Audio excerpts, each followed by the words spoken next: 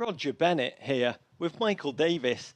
If Michael Davis had morphed into one of the greatest defenders America has ever produced, US women's national team co-captain and a star for FC Kansas City, it's not Michael. It's the great, great, great one and only Becky Sauerbrunn. Thanks for having me. Oh, Becky, I've got to tell you, this is the highlight of my summer, and I know I'm not alone in this, because I get to ask you the big, important questions, along with reading the tweets that have been pouring in for you, and the Facebook questions which are coming in as we speak. And the biggest one that everyone wants to know about, Arsenal Football Club. They called your name, you became a fan, the masochist in Becky Sauerbrunn. How did you experience the end of the last season? I was very happy with them finishing second. I know everyone seems to think that's such a huge disappointment because they, always finish in the top four, but never in the number one spot.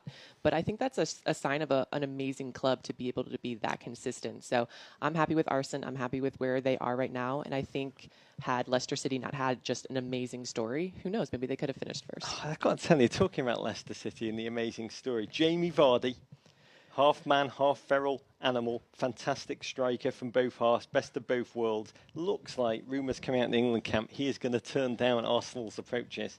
Choosing Leicester over Arsenal, this is what it's come down to. I'm okay with that. I'm okay with that. You're the most optimistic human being ever. I love it. Come on. No, well, Vardy, I'm not sure if he fits Arsenal's style. I'm not sure how Arsenal could change to fit his style. So it's just, I think he should stay with Leicester. I think they did an amazing thing, and I think it'll bring more fans to the game if Vardy stays with Leicester. The eternal optimism. You and I could not, we're both human, but other than that, we are completely and utterly different, and that's probably why you have gone on to greatness, while I am just a ball trapped in the panic room. More hard-hitting questions. US women's national team in a time of transition. Old classics fading away, new blood pouring in. The question America wants to know, how has that impacted the size and the activities of the Nerd Squad? It's tough. I mean, it's a very anxious time for a lot of players because, we're whittling down the roster to 18 from 23. So our focus really right now is on the soccer, and we're so busy. We've got the pro league that we're playing in right now with national team responsibilities. So the Nerd Squad has dwindled in size and activity, and so it's something hopefully that we can increase, hopefully in Brazil and after Brazil. Oh my God! As the Nerd Squad goes, so goes the US Women's National Team. We've got to beef this up. We've got to get. Isn't Kling the treasurer of the Nerd Squad? She is. She's good with money. We've got to get her on it. The other question we had over 100 times. We've had Andrew Luck on this show. He came on, talked about books, and then he went off and started the Andrew Luck Book Club. Ooh. It's very good.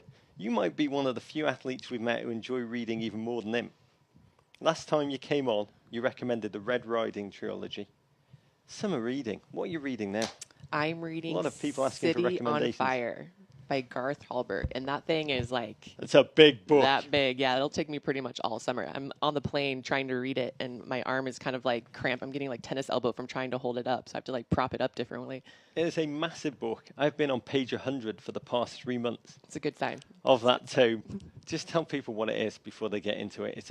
It's a heavy book physically. It's a heavy book emotionally. It is. It definitely is, but it's amazing. I'm not too far into it right now, but they're just introducing the characters, and it's just lovely written and amazing characters, and it's all kind of centered around a murder. So there's everything that you would need in a book that'll probably take me 2 years to read. Oh, the Becky Sauerbrunn Book Club rumbles on. Going to take a couple of questions from our listeners that are pouring in.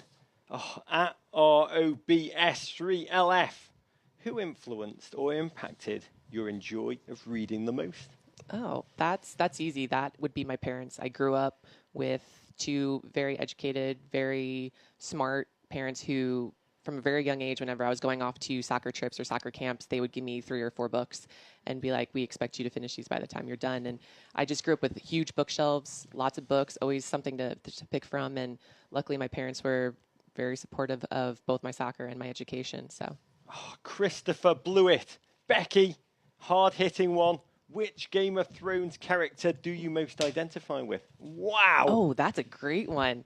I would love to say Tyrion, but I think that would be overestimating my intelligence. But I think maybe Jon Snow. I think I've got a little bit of Jon Snow, of his kind of resilience and maybe hesitancy to take over leadership when really someone needs to take over leadership. Oh, you've got to get yourself one of those fur coats for Oh, Rio. I know, right? It's amazing. You weren't asking who I most identify with, but it's Brienne of Tarth. Another question for you. Andy Wilkinson, what is said in the Department of Defense huddles right before kickoff? Oh, well, it's usually things like, all right, we're going to stay disciplined, we're going to stay compact, we're going to make each other look good by, making sure that we're giving each other good balance, good cover. And it's really just kind of a last second, we're getting together, and before we kind of like part ways, because on the field sometimes you can't hear each other. So it's kind of like the last minute instructions before a big game. It's like what Davo says to me just before we go live on air at KSA. By the way, we're getting a lot of people saying that you are actually just like Khaleesi. I think you were short selling yourself. You see yourself as someone that needs to actively take leadership.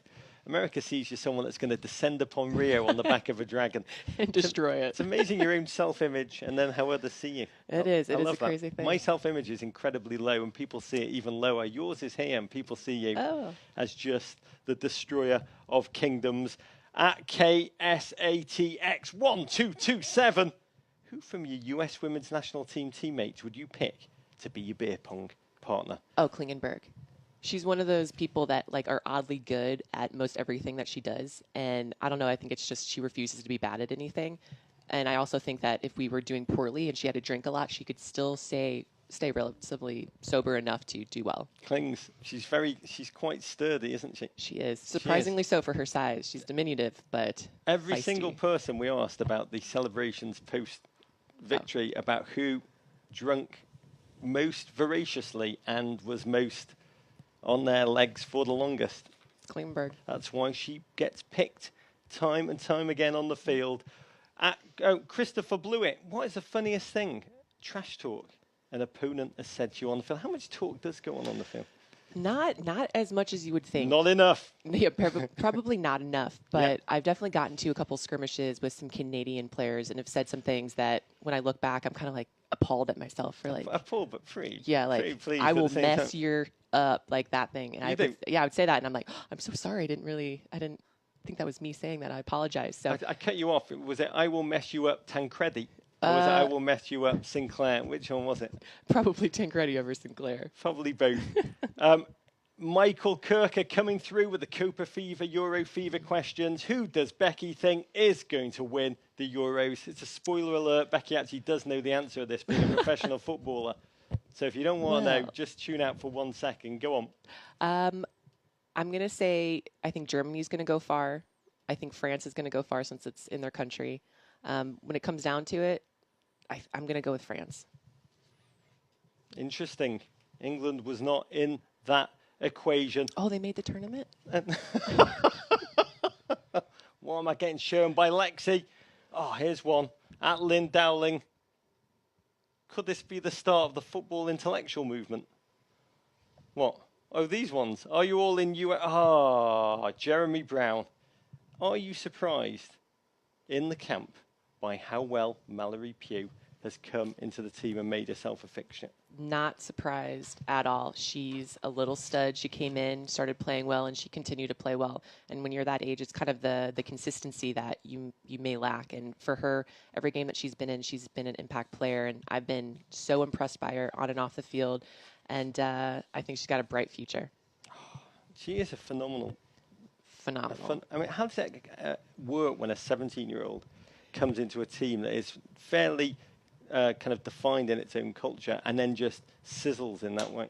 I mean, it's wonderful for us. I mean, it's you could maybe think it would be threatening to have a young gun kind of come in and do so well, but it's not like that at all. And I think that's because we have retired so many players, and there's injuries and pregnancies, and there's just an injection of youth, and she's part of that. And all the players that have come in have been so respectful and so sponge-like in that they're trying to soak up as much as they can from, the players that have been around. So it's a very healthy environment right now. Jeffrey T. Leonard, Becky, are you or have any of your teammates worried about Zika? Also, wouldn't Zika be a cool name for a Brazilian striker? That would be a cool name for a Brazilian striker. It is concerning, but U.S. Soccer has actually brought in members from the CDC and local health officials, and we've been as educated as possible. We have all the up-to-date information on Zika, and we're taking every single precaution that we can going into Brazil, as far as like spraying our uniforms before we go out to practice, and different types of mosquito repellent that we're going to try to see which one works the best. So we're getting educated, and we're going to take every precaution possible, and we feel comfortable with that. Becky, who is the hardest striker to defend? Asked Lenny Penny. I am going to say Le Sommer from France. She's very good. She's diminutive, but her movement, her ability in the air, just her vision, she's tough to defend against. Who is your biggest kind of threat as you scout the Olympics? Who do you look at and say, you know what, that is the mountain that we are going to have to climb, the foe that we are going to have to stare down? The Olympics, with only, we have less teams in the tournament, so every game you're getting one of the best teams out of their region. So every game is tough. And in our group stage, I would say France, which is our second game, I think that's going to be a very deciding game. Kent Dish wants to know, bigger thrill, World Cup or Olympics? I mean, we were chatting beforehand about just the complete different culture and the different experience for you guys. It's tough because it's wonderful having a World Cup where everything's just centered on women's soccer, and that spotlight, it's wonderful for the game. But at the Olympics, it's also great being part of like a bigger Team USA. So the spotlight's not on you, it's on everybody. And so you kind of share the pressure, the responsibility of wearing the red, white, and blue. And there's a good sense of camaraderie and being able to root for your fellow Americans and across all these different disciplines. So it's hard to compare the two. They're both wonderful. Do you really like it, though? I mean, like when you are in the crucible of a World Cup, it is you 23 and your coaches. Everyone is looking at you. It is you guys going out on the field, especially in the knockout stages. We do it or we're done. For America, in the Olympics, it's like, at halftime, they cut away from your game and we go and watch some synchronized swimmers. Yeah, but we don't know that. We don't know what you guys are cutting away and watching. So for us, it still feels like it's on us. Just disregard exactly what I've just told you. Someone just came up with an incredible question. One I've always wondered about. Michael Schneider, who would look better, a bald Hope Solo or Brad Guzan with a wig? Asking for a friend. Asking for a friend. I love bald men, so I'm going to go with a bald Hope Solo. I think you just have to embrace it. You really do. You did tweet yesterday. We were going to find out by being together today who has more. Is it true blondes have more fun, or is bald better? Well, my boyfriend, who is bald, actually said, Zola actually said that, you know what, they probably have more fun together. So there you go. I love that. It's like ebony and ivory. That is absolutely beautiful. The honest truth is, 73% of bald men, we call it fun, but it's actually self-loathing. Another great question flooding in. Looking at these here. Gulliver Hughes. Who's funnier? This is a very complicated question. Megan Rapinoe or Abby Wambach? Oh, I'm going to go with Megan Rapinoe. Absolutely. Abby will tell stories, and then she'll forget she told the story, and so I'll hear it 5 other times at 5 different meals. Pinot is just very like off the cuff, usually perverted, very dark humor, and I just 100% appreciate that. So I'll go with Pinot on that one, even though Abby, you are pretty funny. Pinot to the Olympics.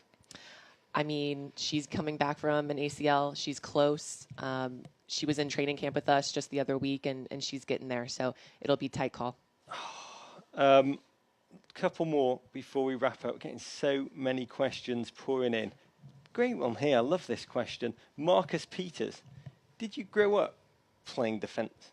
There's a big conversation in Europe right now, the lack of great defenders, that everyone starts off as a striker and you kind of get pushed further and further back. And ultimately, if you're like a Brad Guzan, you end up in goal.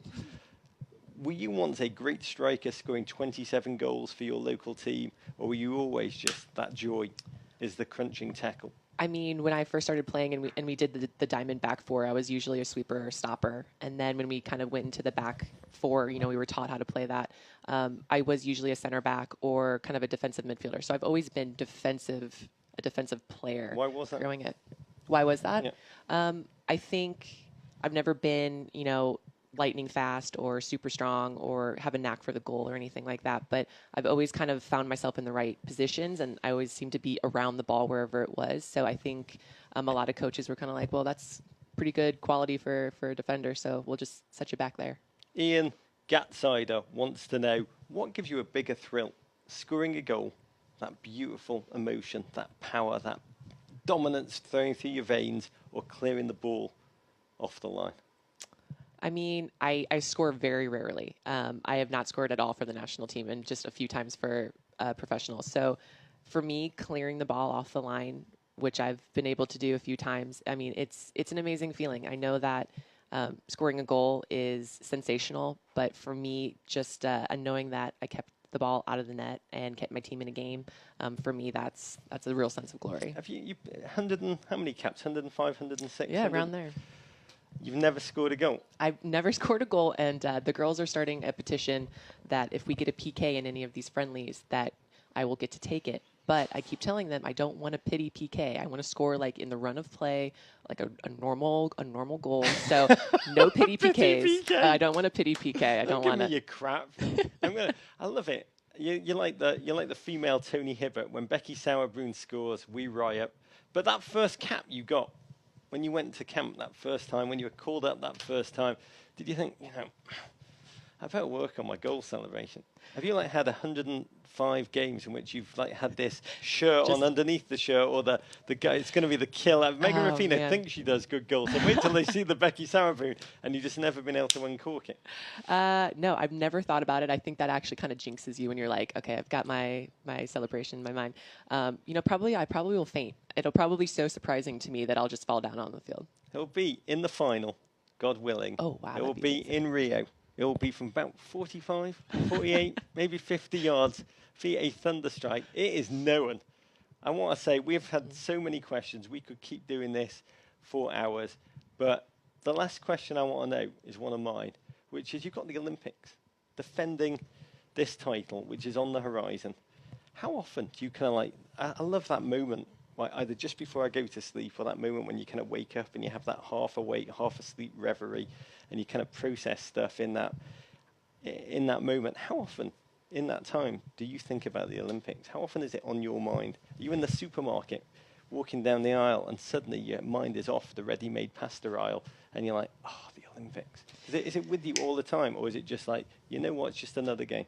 No, it's definitely with me. I mean, you talk about the pinnacles of, soccer, and that's a World Cup, and that's an Olympics for us. And every day I have this sense of, I just stop and I have this acknowledgement, I've been very fortunate in my career. I've won an Olympics, I've won a World Cup, and I'm not happy. I still need that next one. What's the next thing to do to battle? And that's the Olympics, and so it is with me always, because it's on to the next. It's on to the next. Yeah, it's on to the next. How often also do you think about the World Cup loss? So how often are you just sitting there on the couch flicking through the channels and you just suddenly start laughing and you remember that feeling? You remember that winning feeling. You remember that amazing Japan game. You remember the joy after. Does that keep going, or is it just forward? No. Always looking to the next. No, it definitely hits me every day, because it was amazing, and it's such an accomplishment, and I'm so happy to have been a part of it. And so every day I do have that moment where I'm just kind of like, we did it, what a sense of accomplishment, and all those years, all those training sessions, and it happened. For a lot of people, you do the journey, you put in the time, and you don't reach the destination. And I was lucky enough to reach the destination. And I think that every day I take a moment and say, that's wonderful. That's a very rare thing. Do you guys have a WhatsApp group? We do, yeah. And you just when you have that feeling, you just we talked about Ryan Seacrest. Sometimes, apparently, reportedly, sometimes when he's overwhelmed by his own success, he will just text one of his friends who's also doing amazing, and just text LTD, which is Ryan Seacrest short for living the dream. I can't believe how lucky we're just doing it. When you have that moment, do you just pick up your phone and just to the WhatsApp group just be Maybe like, guys, LTD? Yeah, no, maybe we should start doing that. But I imagine that with the women on my team, that would be a lot. That'd be a lot of WhatsApp messages every day. Hashtag LCD, Mallory Pugh. We hope that dream continues. We know that dream will continue for you as you approach Rio. To you, to the rest of the team in the fights on the field, in the battles off the field. We wish you every success. And Becky, we wish you absolute a summer of glory. Thank you so much.